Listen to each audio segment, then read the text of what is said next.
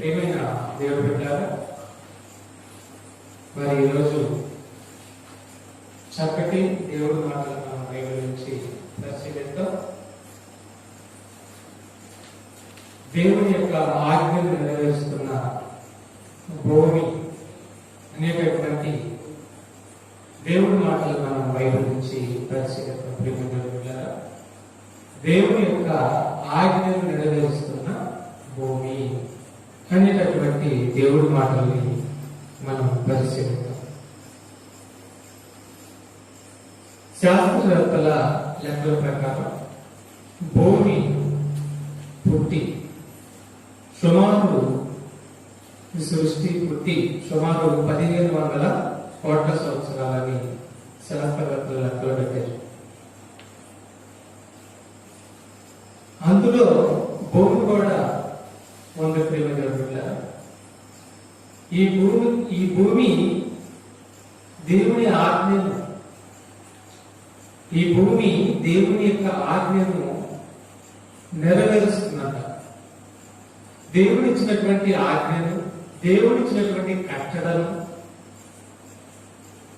ఏమాత్రము వెనకడుగు వేయకుండా, నేను వినను అని మొరాయించకుండా సుమారు కొన్ని లక్షల సంవత్సరాల నుంచి భూమి తిరుగుతుంది. ఎందుకు భూమి తిరుగుతుందంటే, ఎందుకు భూమి దేవుడి మాట పెడుతుందంటే, భూమిని అసలు దేవుడు ఎందుకు చేయాల్సి వచ్చిందంటే మనందరి కోసమే. భూమి మీద ఉన్నటువంటి మనందరి కోసమే దేవుడు భూమిని చేశాడు, ఈ సృష్టిని చేశాడు. చేసినటువంటి దేవుడు మన ఆకలి తీర్చడానికి, మనకున్నటువంటి నీటిని, మన దాహాన్ని, శరీరానికి నీరు అవసరం, దాహం అవసరం, ఆహారం అవసరం, ఈ శరీరానికి ఎన్నో అవసరాలు ఉన్నాయి. వీటిని తీర్చడానికి దేవుడు మరి ప్రకృతిని మన కోసం, మన వస్తానికి ముందే ఈ ప్రకృతిని మన కోసం ఏర్పాటు చేసి చూసారా? జగతికి పునాది వేయక ముందే దేవుడు మనం ప్రేమించి ఈ సృష్టిని చేశాడు. ఆలోచించిన ప్రేమించబడ్డా, దేవుడు మనం ప్రేమించి ఈ సృష్టిని చేశాడు. ఎప్పుడు? జగతికి పునాది వేయక ముందే ఈ సృష్టిని చేశాడు. ఈ సృష్టిలో భాగమైనటువంటి భూమిని చేశాక, మన కోసం భూమిని చేశాక, భూమికి ఆజ్ఞ జారీ చేశాడు. ఏమని ఆజ్ఞ జారీ చేశాడు? దాన్ని మనం తెలుసుకునే ముందు ఈ సృష్టిని అందరిని ఉద్దేశించి బైబిల్లో మాట తెలియపరుస్తాడు. సామెతల గ్రంథము 16వ అధ్యాయము 4వ వచనాన్ని మీరందరూ చదవండి. సామెతల గ్రంథము 16వ అధ్యాయము 4వ వచనాన్ని మీరందరూ చదవండి. యెహోవా ప్రతి వస్తువును దాని పని నిమిత్తము కలుగజేశాడు. నాశన దినములకు ఆయన భక్తిహీనులను కలుగజేసాను. ఇక్కడ చూడండి, యెహోవా ప్రతి వస్తువును దాని పని నిమిత్తము కలుగజేసాను అన్నాడు. ఆ వస్తువులలో ఒకటైనటువంటి ఇది భూమి. ఈ భూమిని కూడా కలుగజేశాడు. యెహోవా ప్రతి వస్తువును దాని పని నిమిత్తము కలుగజేసాను. చూసారా? యెహోవా ప్రతి వస్తువును దాని పని నిమిత్తము కలుగజేసాను. ఆలోచించండి, ప్రతి వస్తువును దాని పని నిమిత్తము యెహోవా కలుగజేసాను అని రాయబడింది. పని లేకుండా ఏ వస్తువుని కానీ దేవుడు చేయలే. పని లేకుండా ఏ వస్తువుని దేవుడు చేయలే. ప్రతి వస్తువుకి పని ఉంది. భూమికి పని ఉంది, నక్షత్రాలకు పని ఉంది, చంద్రుడికి పని ఉంది, గాలికి పని ఉంది, వర్షానికి పని ఉంది, మరి మంచుకు పని ఉంది, చెట్లకు పని ఉంది, ఈ ప్రకృతి అంతటికి పని ఉంది. అదే మన పని, మన అవసరత తీర్చేటటువంటి పని ఈ ప్రకృతికి పెట్టాడు దేవుడు. కాబట్టి యెహోవా ప్రతి వస్తువును దాని పని నిమిత్తము కలుగజేసెను. యెహోవా ప్రతి వస్తువును దాని పని నిమిత్తము కలుగజేసెను. ఇప్పుడు భూమికి పని ఉంది, ఆ భూమికి పని ఉంది. ఆ భూమికి దేవుడు పని అప్పగించాడు. ఆ భూమికి దేవుడు పని అప్పగిస్తూ ఆ భూమికి ఆజ్ఞ జారీ చేస్తున్నాడు. ఆ భూమికి ఏం చేస్తున్నాడు? ఆజ్ఞను జారీ చేస్తున్నాడు. కీర్తన గ్రంథం 147 అధ్యాయం చదవం. 147 అధ్యాయం చదవం. కీర్తన గ్రంథము 147 అధ్యాయము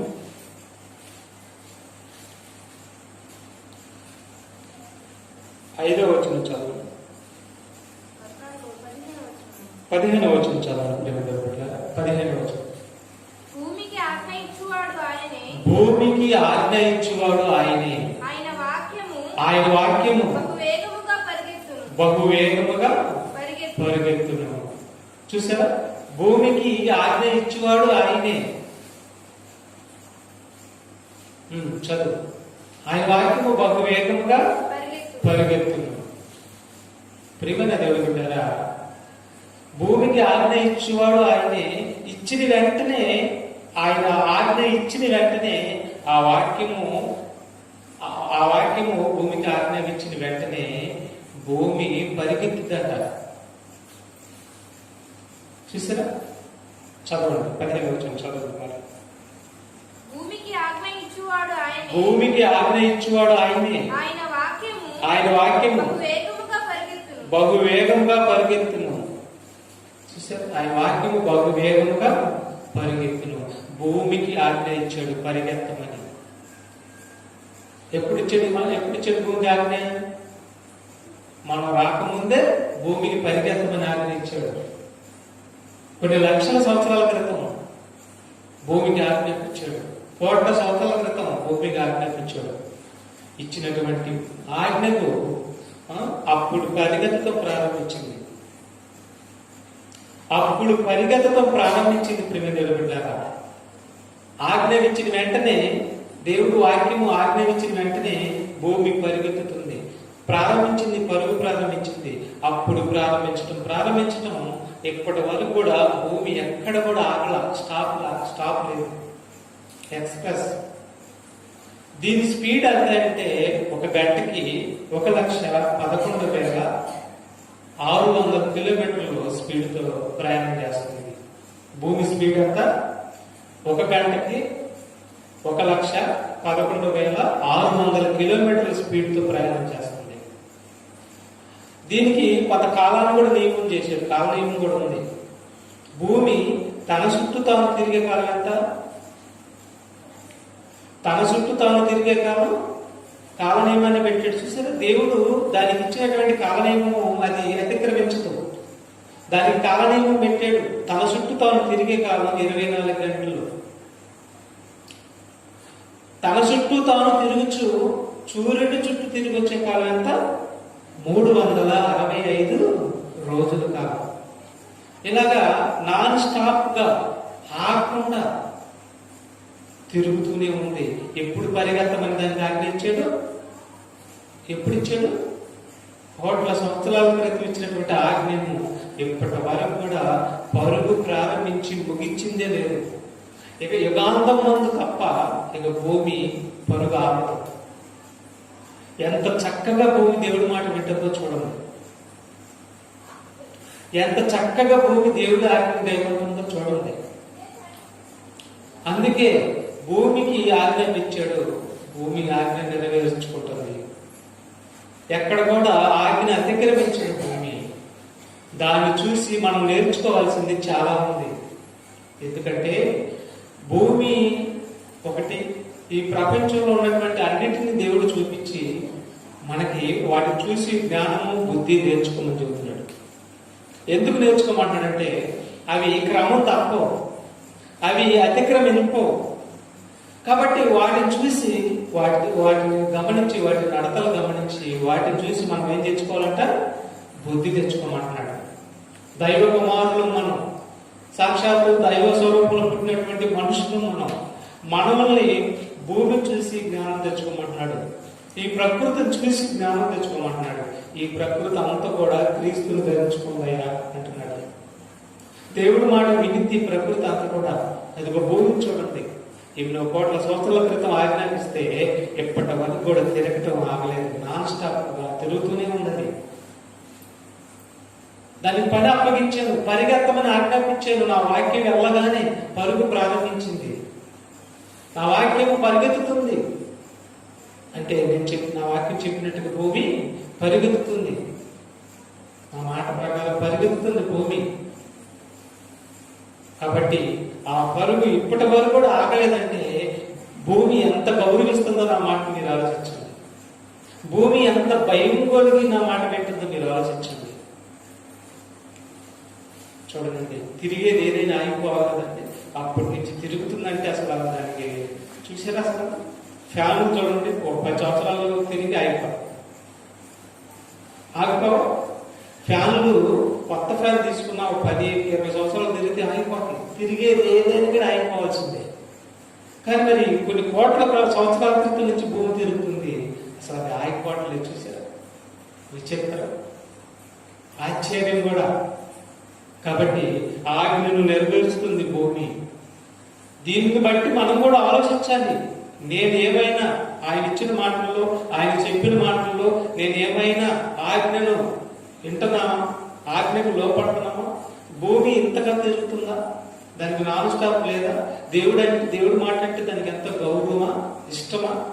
మరి ఆయన స్వరూపంలో పుట్టించినటువంటి నేను నా దేవుడి మాట నేను ఎందుకు వినకూడదు అని మనందరం ఆలోచించుకొని వాక్యం లోపడి ఆయన మాట వినాలి. కాబట్టి భూమి పరిగెత్తుతుంది. ఆయన మాట ప్రకారం ఆజ్ఞిస్తే ఆయన ఆజ్ఞ ప్రకారం పరిగెత్తుతుంది భూమి. ఇంకా ఆదికాండము 1వ అధ్యాయంలోనే 11వ వచనం కూడా చదవండి. ఆదికాండము 1వ అధ్యాయము 11వ వచనం. దేవుడు గడ్డిని విత్తనములిచ్చి చెట్లను, చూడండి, దేవుడు గడ్డిని విత్తనములిచ్చి చెట్లను భూమి మీద తమ తమ జాతి ప్రకారం తమలో విత్తనములు గల ఫలమిచ్చి వృక్ష ఫలములను భూమి మొలిపింపుడుగా కానీ పలకగా ఆ ప్రకారము ఆయను. ఎప్పుడు చెప్పాడు దీనికి ఈ మాట? భూమికి ఎప్పుడు ఆజ్ఞ జారీ చేస్తున్నాడు? ఏమండి, కొన్ని లక్షల కోట్ల సంవత్సరాల క్రితం భూమికి ఆజ్ఞ జారీ చేశాడండి. తమ తమ జాతి ప్రకారము చెట్లను, తమ తమ జాతి ప్రకారం ఫలవృక్షములను, గడ్డి విత్తనములను మొలిపించు విత్తనాలని నువ్వు మొలిపించాలి, చెట్లను నువ్వు మొలిపించాలని చెప్పాడు. అదే ప్రకారం అప్పటి నుంచి ఇప్పటి వరకు కూడా మొలిపిస్తూనే ఉంది. తిరగటం ఆగట్లేదు. 24 గంటలు తక్కువ కావట్లేదు, 360 రోజులు తక్కువ కావట్లేదు. ఈ కాలం దానికి తెలుసు. 24 గంటలే తిరగాలి. నీ చుట్టూ తిరిగే కాదు 24 గంటల్లో. జాగ్రత్త, 25 గంటలు తిరగకూడదు. మనం చూసి ఎంత జాగ్రత్తగా చేస్తుంది దేవుడు అనేది. 25 గంటలు నువ్వు తిరగకూడదు. తర్వాత సంవత్సరానికి నీ చుట్టూ నువ్వు తిరుగుతూ సూర్యుడి చుట్టూ తిరిగి వచ్చే కాలం 365 రోజులు కదా. 369 రోజులకి వెళ్ళకూడదు. నువ్వు ఇక కరెక్ట్ టైం బాగా తిరగాలి అని చెప్పాడు. అలాగే తిరుగుతుంది చిత్తం ప్రభు అంటున్నది. తర్వాత భూమికి పని అప్పగించాడు.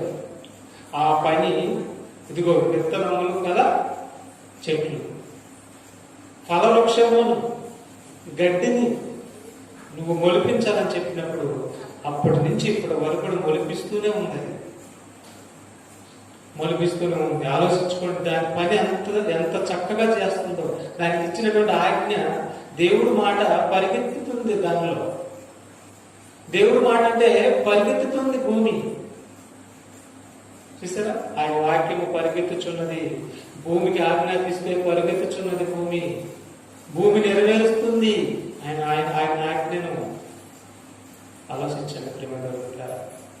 యోబు గ్రంథము 37 అధ్యాయం చదవండి. యోబు గ్రంథం 37 మరి 12 నుంచి చదవండి.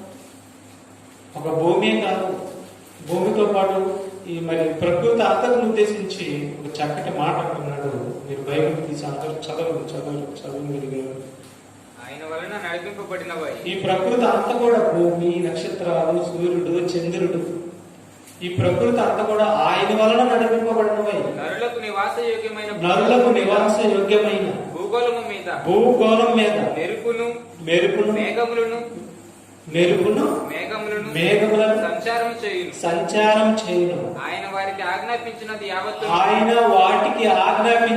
యావత్తు అవి నెరవేర్చును. చూసారా? ఆయన వాటికి ఆజ్ఞాపించిన యావత్తు ఒకటి కూడా కాదు. మనం అయితే అన్ని విడిచిపెడతాం, ఆయన ఆజ్ఞాపించింది ఏది చేయట్లేదు కదా. ఆలోచించుకోండి, ఆయన చెప్పిన మాట ఏది చేయట్లేదు కదా. మనం ఆయన చెప్పిన మాటకి ఏమాత్రం తల దించలేదు కదా, తల వంచలేదు కదా. చూడండి ఏమంటాడు, ఈ ప్రకృతి అంతా చూడండి, ఆయన మాట ఏది కూడా తప్పుకోమంటారు. ఆయన మాట వినుటలో నేను వినము అని మొరయించమంటాను. చిత్తం ప్రభు అంటే అంటారు. ఎంత బాగుండేది అది. ఆలోచించండి ప్రియమిత్రులారా. భూమికి దేవుడు ఆజ్ఞాపిస్తే ఆ ఆజ్ఞ ప్రకారం అది నెరవేర్చుకుంటుంది. దానికి అప్పగించిన పనిని అది నెరవేర్చుకుంటుంది. నక్షత్రాలకు అప్పగించిన పని అవి నెరవేర్చుకుంటున్నాయి. చంద్రుడికి అప్పగించిన పని చంద్రుడు నెరవేర్చుకుంటున్నాడు. సూర్యుడికి అప్పగించిన పని సూర్యుడు నెరవేర్చుకుంటున్నాడు. గాలికి, వడగండ్లకు, మంచుకి, అలాగే భూమికి అప్పగించిన పని, ఏటి పని వాటికి అప్పగించాడు ఆ పని అవి నెరవేర్చుకుంటున్నాయి. వాటి కర్తవ్యాన్ని అవి నెరవేర్చుకుంటున్నాయి. మరి నీకు, నాకు, మనందరికి ఎందుకు లేదు ఆ కర్తవ్యం? చూసారా? ఎందుకు లేదు మనకు ఆ కర్తవ్యం? ఎందుకు లేదు మనకు ఆ బాధ్యత? అంటే సాతాను లోపలికి ప్రవేశించింది, మన హృదయాల్లోనికి ప్రవేశించి లోకాశను చూపించేసేస్తుంది. మనకి లోకాశను చూపించి దేవుడి మాట వినాలి, ఆజ్ఞలు గైకొన నడవాలి, వీటన్నిటిని పక్కన పెట్టించేసింది. నువ్వు నామకార్థంగా నమ్మయ్యా చాలు ఉంటుంది. నామకార్థంగా నమ్ము, నువ్వు చాలు. నమ్మేవు కదా, పేరు మాత్రమే, పేరుకు నువ్వు నమ్మేవు కదా, చాలే కదా, ఇంకేం చేయవద్దు. నువ్వు పేరుకు నమ్మేవు, పేరుకి క్రైస్తవుడుగా నువ్వు, పేరుకి క్రైస్తవుడు రావాలనుకో చాలు. ఇక నువ్వు అట్టుండు చాలు. నువ్వు పేరుకు మాత్రమే దేవుడు నమ్మేవు కదా, అట్టే ఉండు. ఒక్క క్షణంలో ప్రాణం పోయింది నీకు ఒకరోజు.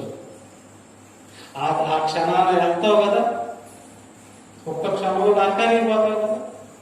అందుకని నువ్వు అశ్రద్ధగా ఉండొద్దని దేవుడు చెప్తున్నాడు.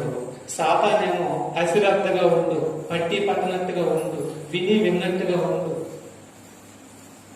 మాట ఇచ్చి తప్పుకో, అది మనల్ని ప్రేరేపిస్తుంది. అది అందుకని భూమిని చూసి నేర్చుకోవాలి, భూమిని చూసి జ్ఞానం తెచ్చుకోవాలి, భూమిని చూసి బుద్ధి తెచ్చుకోమంటున్నాడు, వివేకం తెచ్చుకోమంటున్నాడు. ఈ ప్రకృతిని చూసి నేర్చుకోండి. అవి ఎంతగా డిగ్నిటీగా నేను అప్పగించిన పనిని క్రమం తప్పకుండా ఎంత జాగ్రత్తగా చేస్తున్నాయో, నా స్వరూపంలో పుట్టినటువంటి మీరెందుకు చేయరని ఎంతో బాధపడుతున్నాడంటే దేవుడు, చిన్న బాధపడుతున్నాడు దేవుడు. ఆలోచించాము. కాబట్టి మరో సందర్భం చూద్దాం. కీర్తన గ్రంథం 119 90 వచనం చదవండి. కీర్తన గ్రంథము 119 అధ్యాయము 90 వచనం. కీర్తన గ్రంథము 119 అధ్యాయము 90 వచనం చదవండి. నీ విశ్వాస్యత తరతరములుండును. నీవు భూమిని స్థాపించితివి, అది స్థిరముగా ఉన్నది. చూసారా? ఆయన భూమిని ఏం చేశాడంట? స్థాపించాడంట. అది స్థిరముగా ఉంది. నువ్వు స్థిరంగా ఉండాలి వాక్యంలో. చెప్పండి, మనం స్థిరంగా ఉండాలి వాక్యంలో. భూమి స్థిరంగా ఉంది. ఆయన మాటే దానికి స్థిరత్వం, ఆయన ఆజ్ఞే దానికి చిత్తం. మరి మనందరికి కూడా ఆయన మాటే, ఆయన ఆజ్ఞే. మనం స్థిరులుగా ఉండాలంటే ఆయన మాటకి విధేయత కావాలి. మనలో స్థిరత్వం రావాలంటే ఆయనకు లోబడి బతకాలి. భూమికి ఆయన మాటే, ఆయన మాట ఇచ్చాడు, అది స్థిరంగా ఉంది. ఇప్పటి వరకు కూడా స్థిరంగా ఉన్నది. కదల్చబడతల పగిలిపోదా, రెండు ముక్కలు అవలా, స్థిరంగాను దేవుడి చిత్తం నెరవేరుస్తూ దేవుని ఆజ్ఞకు లోపడి పరిగెత్తుచుంది. నాన్ స్టాప్ గా ఇప్పటి వరకు కూడా అది పరిగెత్తుచున్నది, స్థిరంగా ఉంది. మరి మనలో స్థిరత్వం ఏది? యేసు రక్తాన్ని తీసుకుంటున్నాం, యేసు శరీరాన్ని తింటున్నాం, యేసు రక్తాన్ని తాగుతున్నాం, ఆయన రక్తాన్ని పీలుస్తున్నా, ఆయన శరీరం తింటున్నా, స్థిరత్వం అనేది లేకుండా పోయింది కదా. ఎంతగా మోసం చేసిందో చూడండి దేవుడు. అందుకని భూమిని చూసైనా సరే తెచ్చుకోవాలి జ్ఞానము, భూమిని చూసైనా సరే బుద్ధి తెచ్చుకోవాలని చెప్తున్నాడు. భూమిని చూసైనా సరే బుద్ధి తెచ్చుకోవాలి. నిద్రామత్తులు పారదోలేసేయండి, నిద్రామత్తులు పారదోలేసేయండి. అది సాతాను యొక్క మత్తు. అందుకని మనం చూడండి, దేవుడు నడుద్దాం. మరి దేవుడు దానికి స్థిరత్వం, దేవుడు మాట దానికి స్థిరత్వంగా ఉంది. ఇప్పటి వరకు కూడా స్థిరంగా అనేది ఉంది. ఏబు గ్రంథం 26:7 కూర్చోండి. ఏబు గ్రంథం 26:7, 26:7 చదవండి. శూన్య మండలం పైని ఉత్తర దిక్కునున్న ఆకాశ విశాలమును ఆయన పరిచను, శూన్యం పైని భూమిని వేలాడ చేశాను. చూసారా, ఎక్కడ వేలాడ చేశాడట? శూన్యము పైని భూమిని వేలాడ చేశాడట. కొన్ని కోట్ల టన్నులండి భూమి. దీనికి ఏమి పొంక గాని అడుగున మరి పునాదులు కానీ ఇవేమి లేవు. శూన్యంలో అంటే గాలిలో ఈ భూమి తిరుగుతుంది, గాలిలో ఈ భూమి వేలాడుతుంది. దీని పునాదులు కింద పునాదులు ఏమి లేవు. పైనుంచి ఏదైనా కొక్కిలా కొట్టుకుంటాం, అది ఏమి లేదు. శూన్యంలోనే వేలాడుతుందంట. శూన్యంలోనే ఒక బంగారం తిరిగినట్టు తిరుగుతుందంట. స్పీడ్ అంత చెప్పాను నేను. దీని స్పీడ్ గంటకి 1,11,600 కిలోమీటర్ల స్పీడ్ తో తిరుగుతుంది. ఎక్కడ తిరుగుతుంది? గాలిలో తిరుగుతుందంట. గాలిలో తిరుగుతుందంట. ఇది చూసారా, గాలిలో ఇది తిరుగుతున్నది. పిల్లగా శూన్యంలో ఉన్నది. అంత బరువు గల భారీ ఆకారం ఈ గాలిలో ఉంది.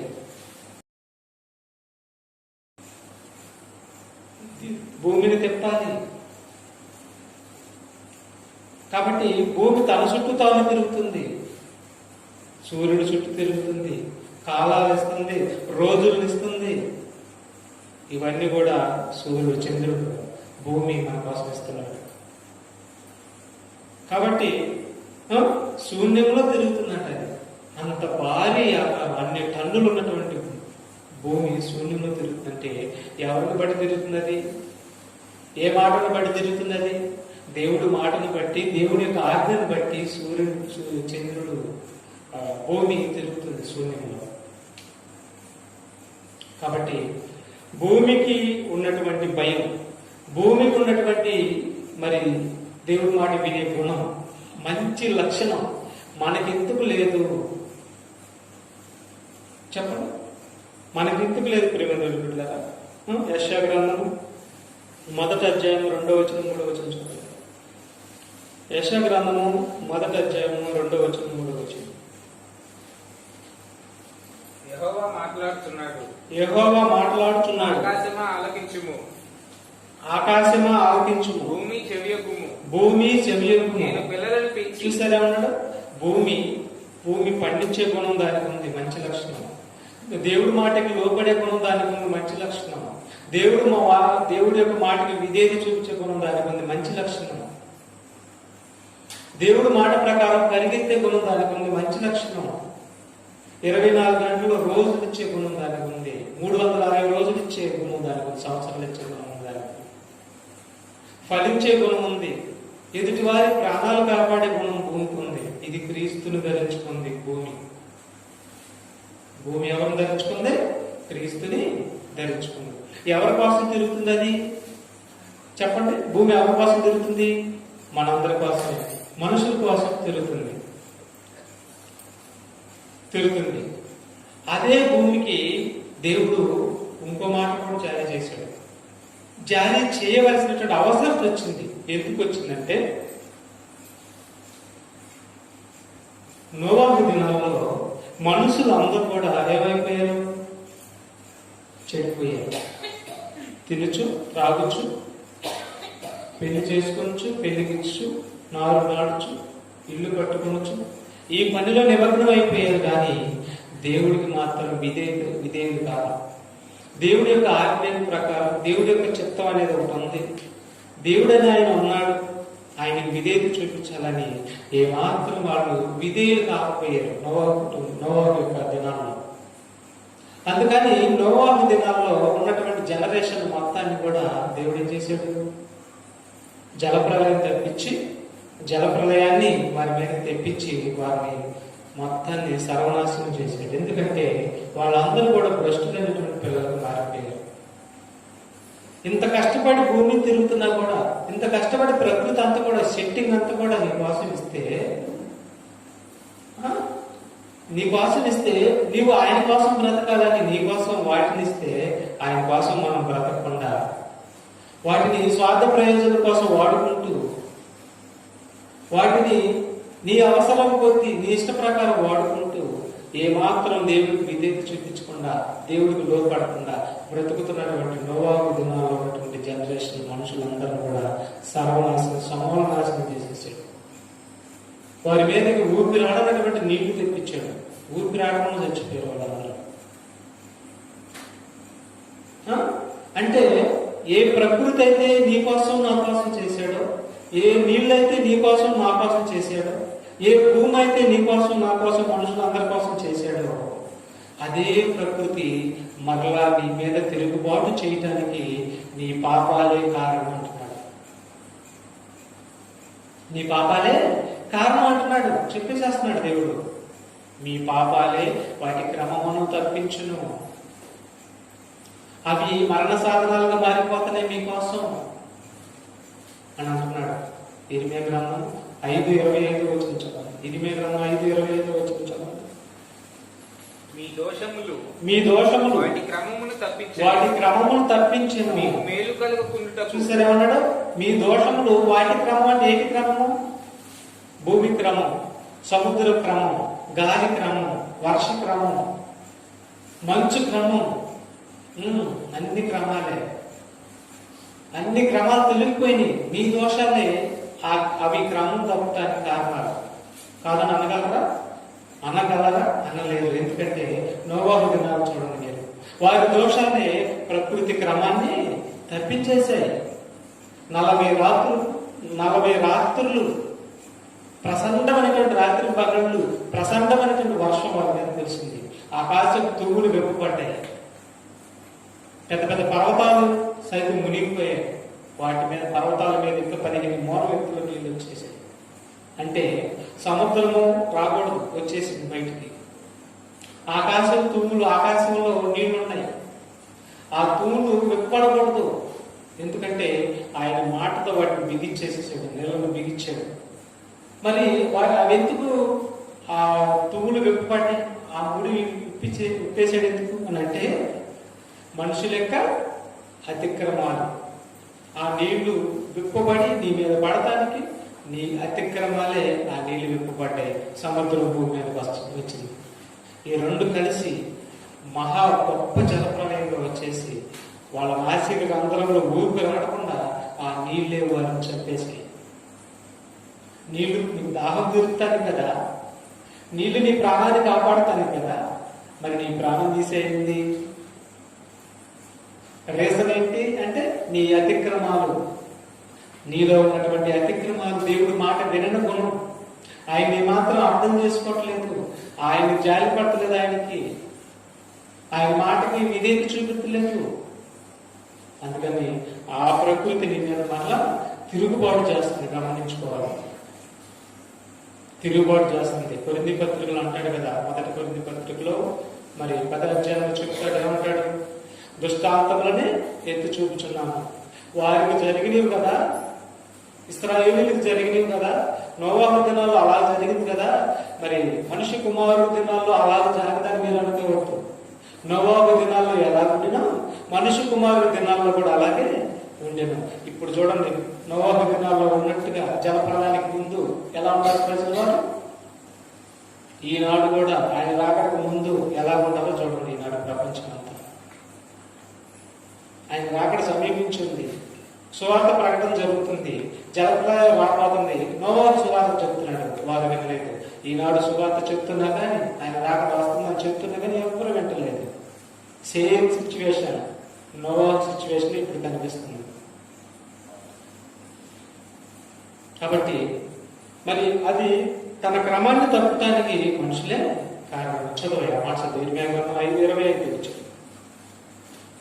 5:25 వచ్చి మీ దోషములు వాటి క్రమమును తప్పించదు, మీకు మేలు కలుగకుండుటకు మీ పాపములే కారణం. చూసారా అన్నాడు, మనకు మేలు కలగాలంటే మనలో ఏముండకూడదు అన్నాడు, పాపాలు ఉండకూడదు అన్నాడు. దేవుడు మనకు మేలు చేయాలంటే మనలో పాపాలు ఉండకూడదు అన్నాడు. ఒకవేళ ఉంటే వాటిని మనం ఏం చేసేది, తీసేసుకోమంటాడు. ఆయన దగ్గర ఆయన పాదాల దగ్గర ఒప్పుకొని ఇక వాటిని దూరపరచుకో, వాటి జోలికి వెళ్ళొద్దని చెప్తున్నాడు. మీకు మేలు కలగాలి అంటే మీలో పాపం ఉండకూడదు. మీకు కీడు కలగాలంటే మీ దోషాలే కీడు రావడానికి కారణం. మీకు మేలు కలగక ఉండుకున్నట్లు మీ దోషాలే కారణమైపోతాయి. కాబట్టి అర్థం చేసుకోండి, మీ దోషములే వాటి క్రమమును తప్పించను, మనుషుల యొక్క దోషములే వాటి క్రమమును తప్పించను.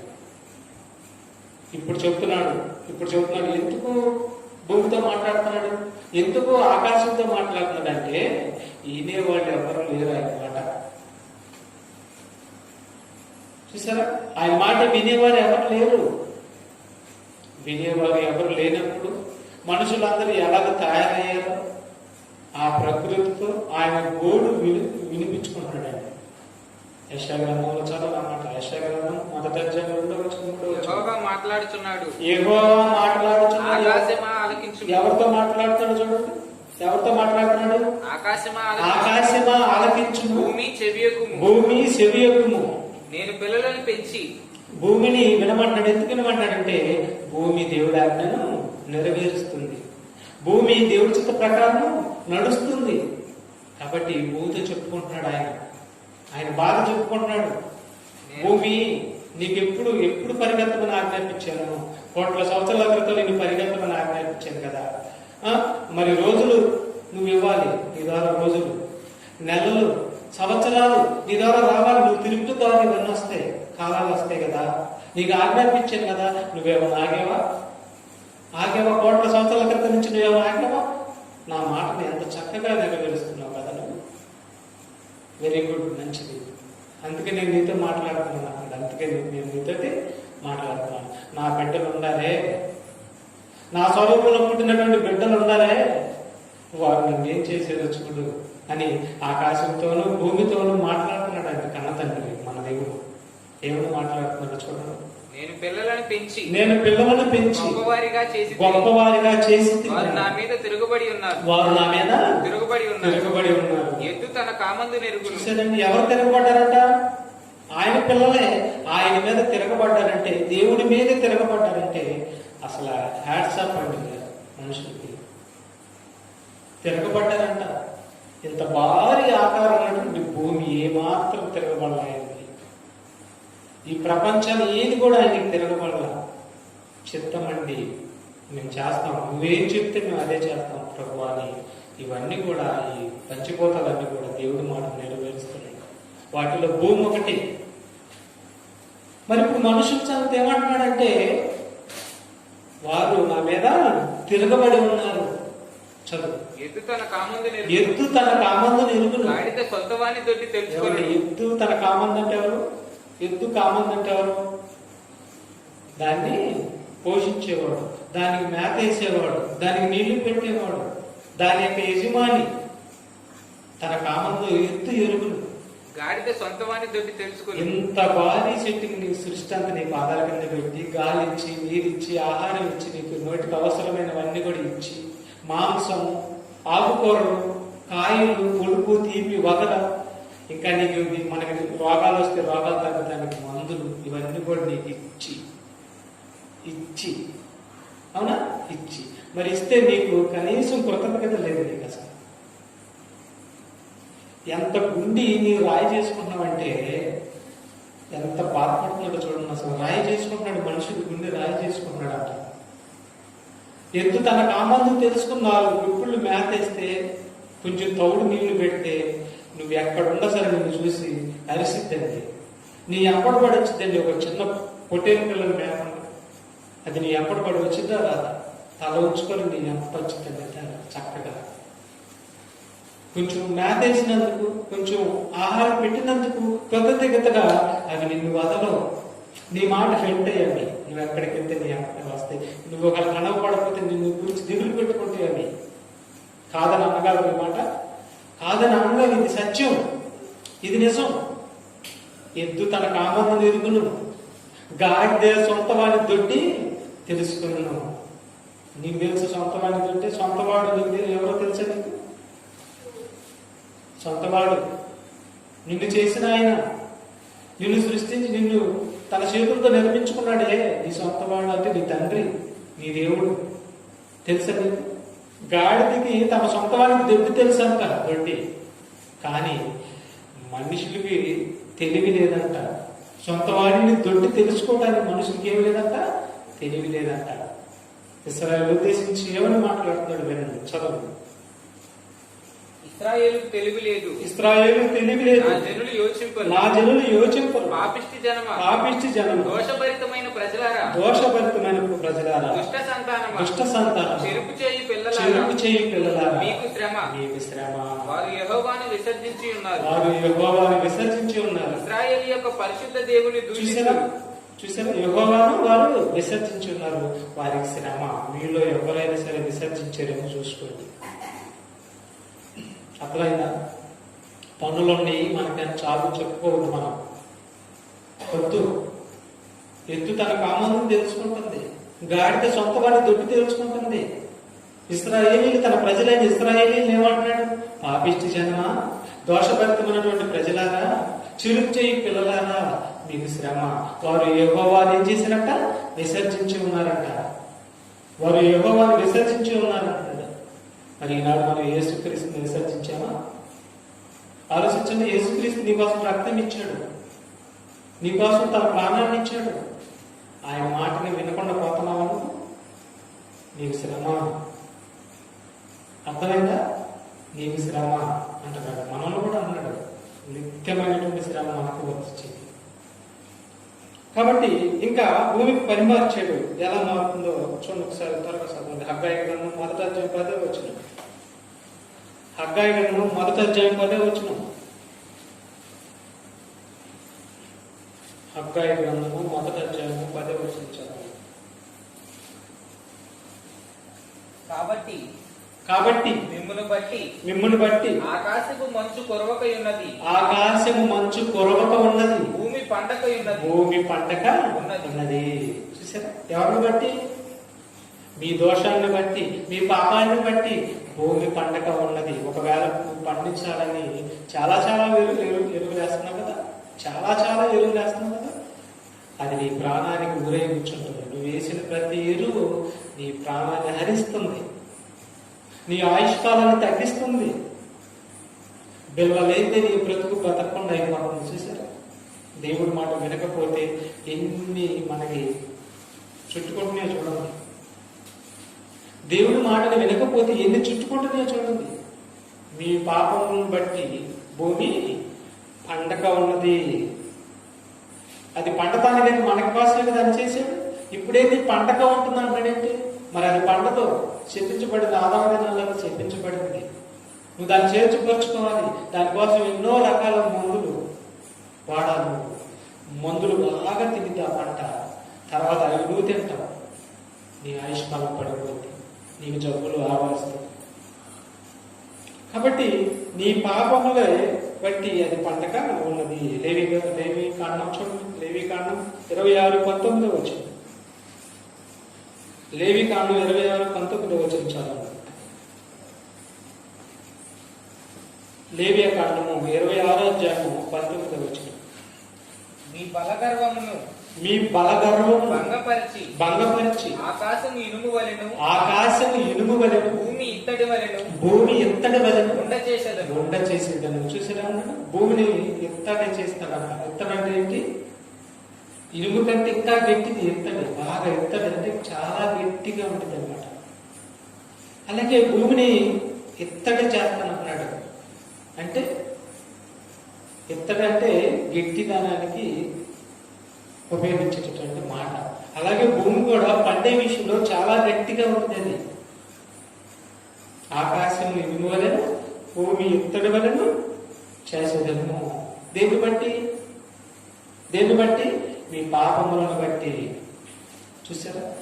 ఏమంటే మనకి ఏమి ఇవ్వాలని చేసేది? భూమిని ఆహారం ఇవ్వాలని, ఫలవృక్షములు ఇవ్వాలని. ఈ భూమి మన కోసం చేస్తే అదే భూమి మన మీద ఒక మరణసారంగా మారుతుంది అని ఎవరు కూడా ఆలోచించలేకపోతున్నారు. చూసారా? ఏదో వస్తుందలే తినేసేస్తున్నామని అనుకుంటున్నాను, కానీ ఆ తిండి వెనక చాలా చాలా ప్రమాదం వచ్చింది. ఆ తిండి మనం తినేటటువంటి భోజనంలో చాలా చాలా మరి ఈ మందులు వేసి తింటున్నాం కాబట్టి ఆ మందుల వలన మన బాడీకి చాలా ఎఫెక్ట్, చాలా ప్రమాదం వచ్చింది ఇప్పుడు మన బాడీకి, మన శరీరాలు. కాబట్టి చూడండి, మనిషి పాపాలే వాటి క్రమాన్ని తప్పించేసేస్తుంది. భూమి పండట్ల, సమృద్ధి అయినటువంటి పంట పండట్ల, మనిషిని బట్టి భూమి శపించబడింది. ఇంకా ఏం జరుగుతుందో చూడండి. సంఖ్యాకాండం 16:32 వచనం. సంఖ్యాకాండము 16వ అధ్యాయము 32వ వచనం చదవాలి. భూమి తన నోరు తెరిచి వారిని వారి కుటుంబములను. చూడండి, భూమి తన నోరు తెరిచి వారిని వారి కుటుంబం, కోరహు సంబంధులందరినీ వారి సమస్త సంపాద్యమును మృంగివేసెను. చూసారా? భూమి మనుషులకి ప్రాణం పెట్టాల్సింది పోయి, భూమి మనుషులకి ఆహారం ఇవ్వాల్సింది పోయి, ఇప్పుడు పని ఏమైందండి? దేవుడికి వ్యతిరేకంగా పాపం చేశారు కోరాహు తన సంబంధం. ఇప్పుడు భూమి ఏం చేసింది? వారిని బ్రతికించవలసినటువంటి భూమి వారిని ఏం చేసింది? మళ్ళీ చూద్దాం, మృంగి వేసిందంట. పని మాత్రమే భూమి మింగి వేస్తుందంట. వాళ్ళు మింగేసిందంట. కోరాహు తమ సంబంధులందరినీ కూడా భూమి మింగివేసిందంటే వాళ్ళు వారిని అతిక్రమించారు. వారు తప్పు చేశారు, వారు పాపం చేశారు. వారు చేసిన పాపాన్ని బట్టి అందరికి బుద్ధి కలిగినట్లు వారికి శిక్షను విధించారు. అంటే మొత్తానికి మనుషుల యొక్క పాపమే భూమి వారి మీద తిరుగుబాటు చేయడానికి కారణం. మనుషుల యొక్క పాపమే, కోరాహు సంబంధం చేసినటువంటి పాపమే భూమి వారిని మింగటానికి కారణము. అది మాత్రమే కాదు సుమి, అక్కడక్కడ భూకంపాలు వస్తాయి. చూసారా?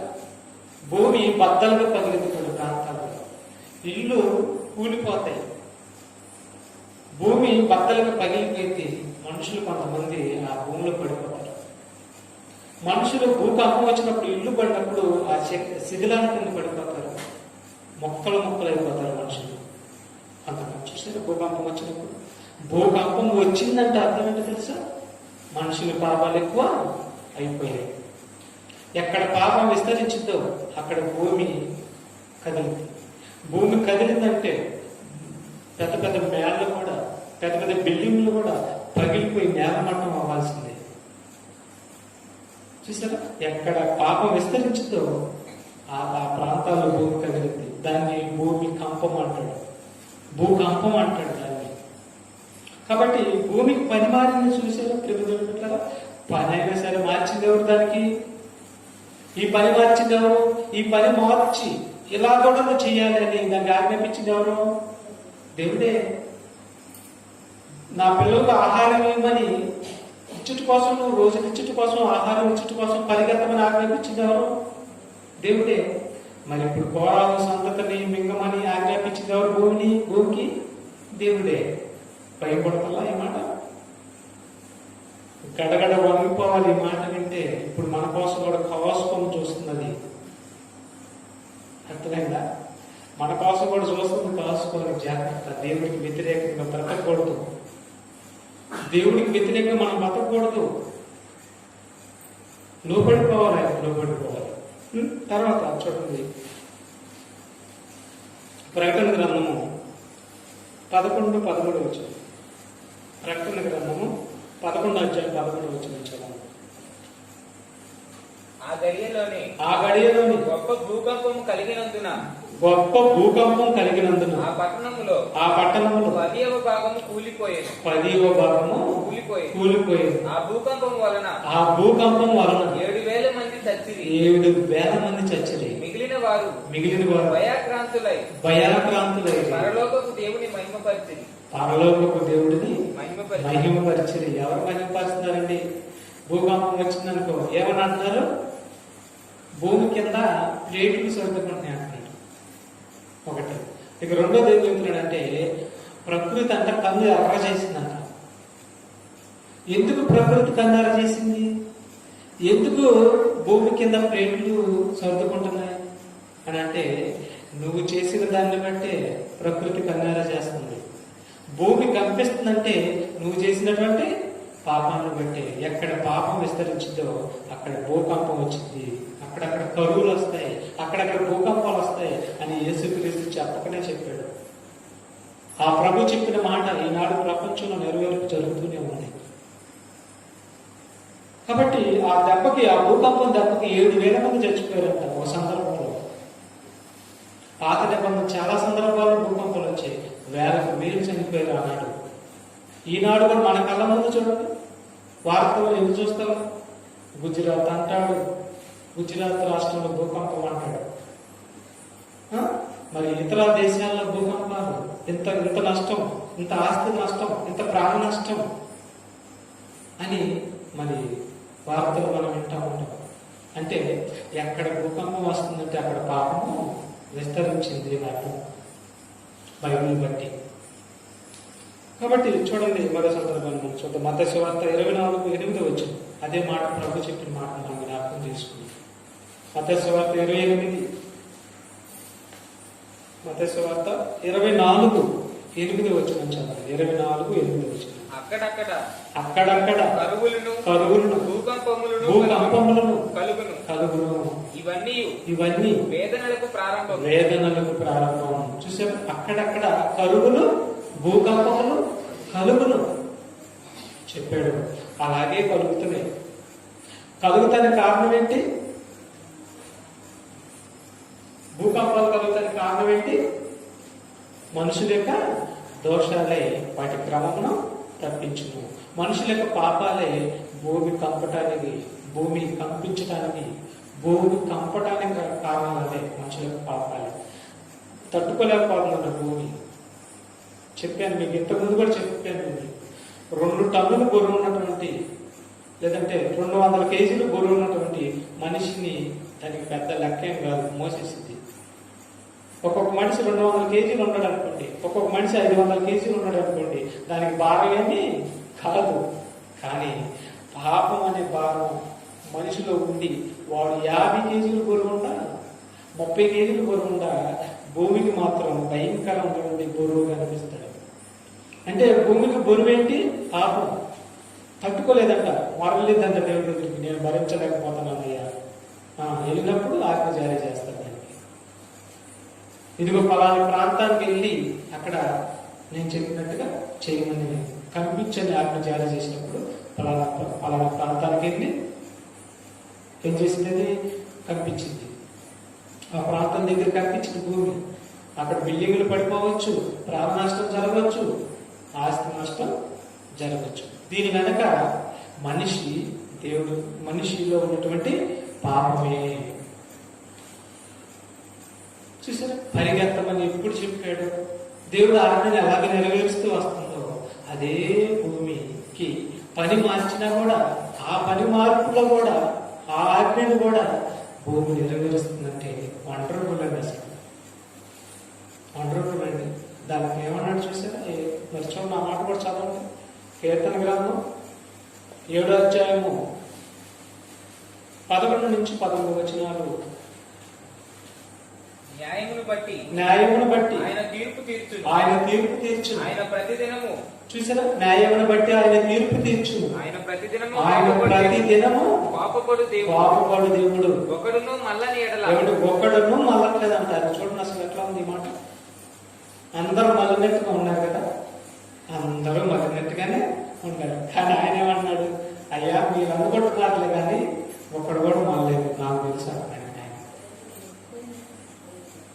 ఏసీ అంటే ఎంతో ఇష్టం. ఎక్కడి నుంచి వస్తుందన్నమాట, ఎక్కడి నుంచి వస్తున్నాం, ఇక్కడి నుంచే, ఏ నుంచి హృదయపూర్వకంగా రావట్లేదంట. చదువు. ఒకడును మల్లని ఎడల ఆయన తన ఖడ్గమును పదును పెట్టి తన విల్లు ఎక్కువ పెట్టి దానిని సిద్ధపరిచి ఉన్నాడు. వాని కొరకు చూసేదా ఉన్నాడు. బాగా వినాలి ఈ మాటలు, వినండి. విల్లు ఎక్కువ పెట్టి దానిని సిద్ధపరిచి ఉన్నాడు. వాని కొరకు మరణ సాధనములను. ఎవరి కొరకు? మనిషి కొరకు. ఏ మనిషి కొరకు? పాపము చేస్తున్నటువంటి మనిషి కొరకు, పాపము మాననటువంటి మనిషి కొరకు, దేవుడు మాట విననటువంటి మనుషుల కొరకు విల్లు ఎక్కువ పెట్టి వారి కొరకు మరణ సాధనాలని సిద్ధపరిచి ఉన్నాడు. ఏమంటే సిద్ధపరిచి ఉన్నాడు అనే మాట మీరు ఇంకో విషయం కూడా మీకు జ్ఞాపకం రావాలి. భూమిని మన కోసం ఏం చేశాడు? సిద్ధపరిచి నీకు ఇచ్చాడా లేదా? భూమిని మన కోసం సిద్ధపరిచి ఇచ్చాడు. భూమిని నీ కోసం సిద్ధపరిచి ఇస్తే ఇప్పుడు అదే భూమిని నీ కోసం ఒక మరణ సాధనంగా సిద్ధపరిచాడు. అర్థమవుతుందా దేవుడి మనసు? అసలు దేవుని ఆలోచన అర్థమవుతుందా? చదువు. వాని కొరకు మరణ సాధనములను సిద్ధపరిచి ఉన్నాడు. తన అంబులను అగ్నిబాణములుగా చేసి ఉన్నాడు. పాపమును కనుటకు వాడు. చూసారా, వాని కొరకు మరణ సాధనాన్ని పెట్టాడు. ఎవరి కోసం? మనిషి కోసం. ఏ మనిషి అయితే, ఏ ప్రాంతం అయితే పాపం విస్తరించిందో అక్కడ భూమి అనే ఒక మరణ సాధనం కనిపించింది. భూమి పగిలిపోయింది. వాళ్ళందరూ కూడా అందులో పడిపోతారు. బిల్డింగులు పగిలిపోతాయి. ఒక మరణ సాధనంగా అతని మీదకి గురి పెడతాడు, మనిషి మీదకి గురి పెడతాడు. భూమిని తప్పించుకోవాలి. ప్రియమైన బిడ్డలారా, తప్పించుకోవాలి. దేవుడికి మనకి మధ్య ఉన్నది ఏంటో ప్రేమ కలిగి ఉండాలి తప్ప, బంధం కలిగి ఉండాలి తప్ప, వ్యతిరేకత కలిగి ఉండకూడదు, పాపంతో ఉండకూడదు. భూమి మన మీద నిఘా పెట్టున్నది. మనల్ని సంహరిస్తానికి భూమి ఎక్కుపెట్టి ఉంచాడు.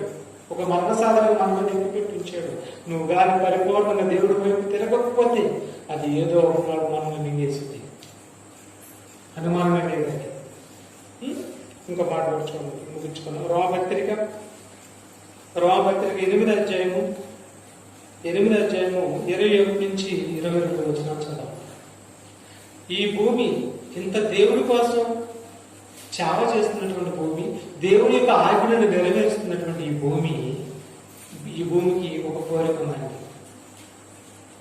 చూడండి, ఆ కోరిక దేవుడు అనుమతిస్తున్నాడు. దానికంటే అనుమతిస్తున్నాడు. చదువు ఏంటి ఆ కోరిక? చూడండి. దేవుని కుమారుల ప్రత్యక్షత కొరకు సృష్టి మిగుల ఆశతో తేరి చూచుచు. ఏమండి, దేవుడు కుమారులు కావాలి, వాళ్ళ ప్రత్యక్షత ఈ భూమి మీద కనిపించాలి, దేవుడి కోసం బ్రతకాలని ఎంతో ఆశతో తేరి చూస్తుందంట ఈ సృష్టి. ఈ భూమి కూడా చూస్తుందంట. తేరి చూచుచు కనిపెట్టుచున్నది. సృష్టి నాశనమునకు లోనైన దాస్యములో నుండి. చూసారా, ఈ సృష్టి నాశనమునకు లోనైపోయిందంట. లోన్ చేసింది ఎవరు దీన్ని? ఈ సృష్టిని నాశనానికి లోన్ చేసాడంట. ఎవరు చేశారు దీన్ని? దేవుడే. ఎప్పుడు నాశనం అయిపోయింది సృష్టి? యేసుక్రీస్తు రెండో రాకడ వచ్చినప్పుడు ఈ సృష్టి అంతా ఏమైపోయింది? నాశనం అయిపోయింది. నాశనమునకు లోనైన దాస్యములో నుండి నాశనమునకు లోనైపోయింది. లోపరిచయం దానికి నాశనం అయిపోయింది. అది ఈ యొక్క నాశనమునకు లోనైనటువంటి దాస్యములో నుండి విడిపింపబడి దేవుని పిల్లలు పొందబోవు. అని దానికి ఆశ చూడండి. దానికి ఆశ, దాని కోరిక చూడండి. దేవుడి పిల్లలు పొందబోవు మహిమగల స్వాతంత్ర్యము మహిమగల స్వాతంత్ర్యము పొందునను నిరీక్షణ కలదై పొందునని నిరీక్షణ గలదై స్వేచ్ఛగా కాక స్వేచ్ఛగా కాక దానిని లోపరిచిన వాని మూలముగా దానిని లోపరిచిన వారి మూలముగా వ్యర్థపరచబడెను. వ్యర్థపరచబడిను. చూసారా దాని కోరిక ఏంటి? ఆయన పిల్లలు పొందబోవు శ్వాసం ఉందే, అక్కడికి నేను కూడా వెళ్ళాలని నిరీక్షణ గలదగా ఉంది. అది నిరీక్షణ గలదగా ఉంది అని అంటే ఆ నిరీక్షణ నెరవేర్పు జరిగిందంటగా జరిగింది. ఎందుకు జరిగింది? అది ఆజ్ఞను నెరవేరుస్తుంది. ఇంతకు భూమి అంటే ఎవరో తెలుసా మీకు? ఈ ప్రకృతి అంటే ఎవరో తెలుసా మీకు? భూమి పరలోకం వెళ్తుంది ఏంటి అని అనుకుంటారేంటి? ప్రకృతి పరలోకం వెళ్తుంది వెళ్ళిద్దని అనుకుంటారా? కాదు, రూపం మార్చేసుకుంటుంది. ఇంతకీ భూమి అంటే ఎవరు? ఇంతకీ ప్రకృతి అంటే ఎవరు అని అంటే హెబ్రీ పత్రిక చదవన్నమాట. హెబ్రీ పత్రిక 1వ అధ్యాయం 5వ వచనం 6వ వచనం చదవండి. ఏలయనగా నీవు నా కుమారుడవు.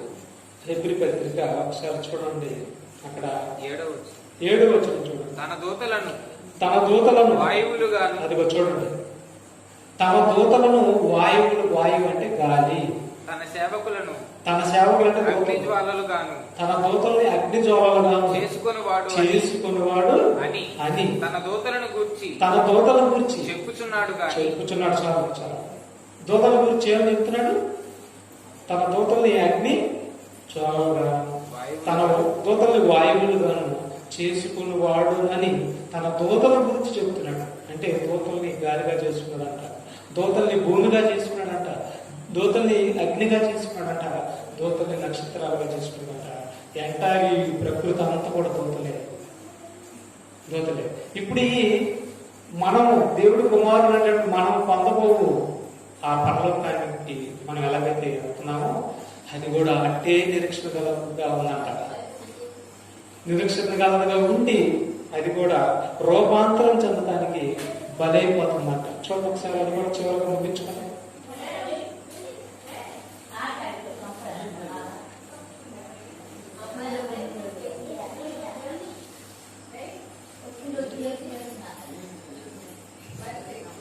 దయచేసి అరవ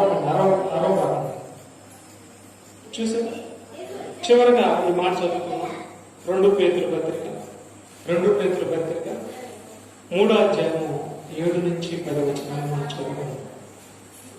దయచేసి ఎవరు మీరు అరవద్దు. 2 పేతురు పత్రిక 3వ అధ్యాయము 7 నుంచి 10 వచనాలు. అయితే ఇప్పుడున్న ఆకాశమును జాగ్రత్తగా మన కోసం చావ చేసుకున్నటువంటి ఈ భూమి కావచ్చు, ఈ ప్రకృతి అంత కావచ్చు, భూమికి ఆజ్ఞాపించాడు. ఆ ఆజ్ఞలు నెరవేరుస్తుంది భూమి, మన కోసం నెరవేరుస్తుంది. దీనికి ఉన్నటువంటి నిరీక్షణ ఏంటి? దేవుడు పిల్లలు పొందబోవు స్వాస్థ్యంకి అది కూడా వెళ్ళాలంట, పరలోకానికి నేను కూడా వెళ్ళాలి అనే ఆశతో నిరీక్షణతో ఉందంట. ఈ నిరీక్షణతో ఉన్నటువంటి భూమి మంటల్లో కాలిపోయిందంట. చదవమాట.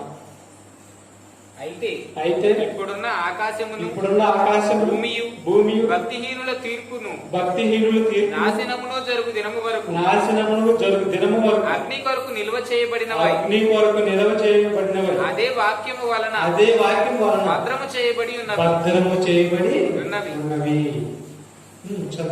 ప్రియులారా, సంగతి మర్చిపోకు. ఏమనగా ప్రభువు దృష్టికి ఒక దినము 1000 సంవత్సరముల వలెను, 1000 సంవత్సరములు ఒక దినము వలెను ఉన్నవి. కొందరు ఆలస్యమని ఎంచుకొనున్నట్లు ప్రభువు తన వాగ్దానమును గూర్చి ఆలస్యము చేయువాడు కాదు గాని ఎవరును నశింపవలెనని ఇచ్చయింపక అందరూ మారు మనసు పొందవలెనని కోరుచు మీ ఎడల దీర్ఘశాంతము గలవాడై ఉన్నాడు. అయితే ప్రభువు దినము దొంగ వచ్చినట్లు వచ్చును. ఆ దినమున ఆకాశములు మహాధ్వనితో గతించిపోవును. ఆకాశములు ధ్వనితో గతించిపోవు. పంచభూతములు మిక్కటమైన వేండ్రముతో లయమైపోవు. భూమియు భూమి దాని మీదనున్న కృత్యములను దాని మీద ఉన్న చెట్లు చేమలు ఇవన్నీ కూడా కృత్యములన్నీ కూడా కాలిపోవును. కాలిపోవును. ఇవన్నీ ఇట్లు లయమైపోవునవి గనుక లయమైపోవును గనుక ఆకాశములు రగులుకొని లయమైపోవునట్టు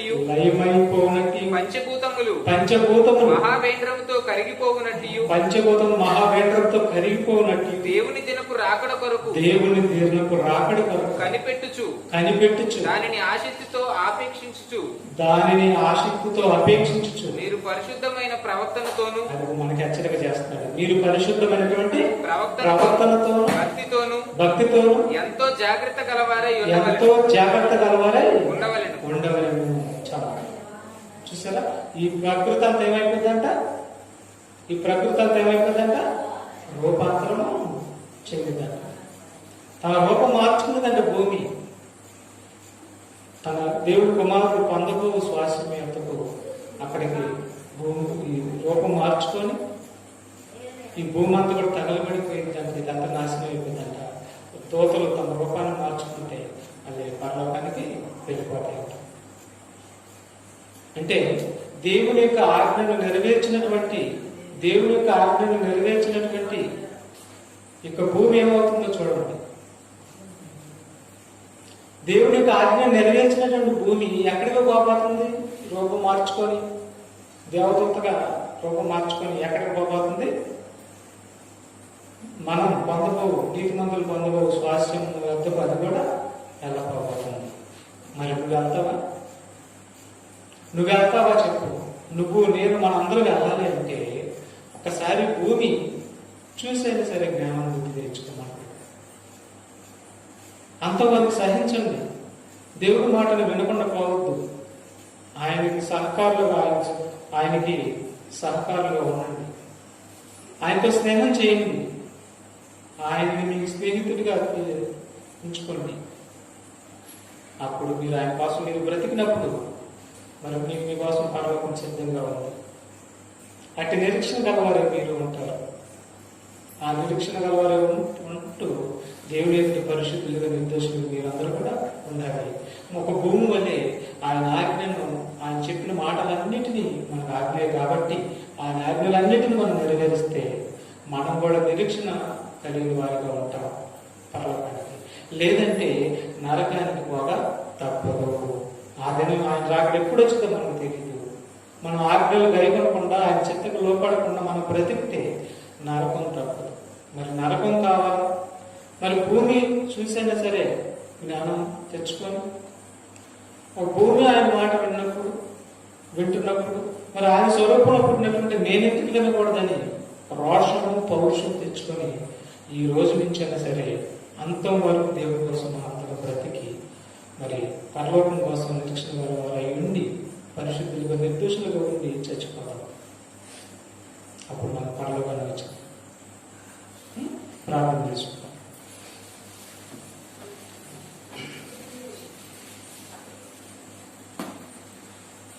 ప్రార్థన చేసుకుందాం.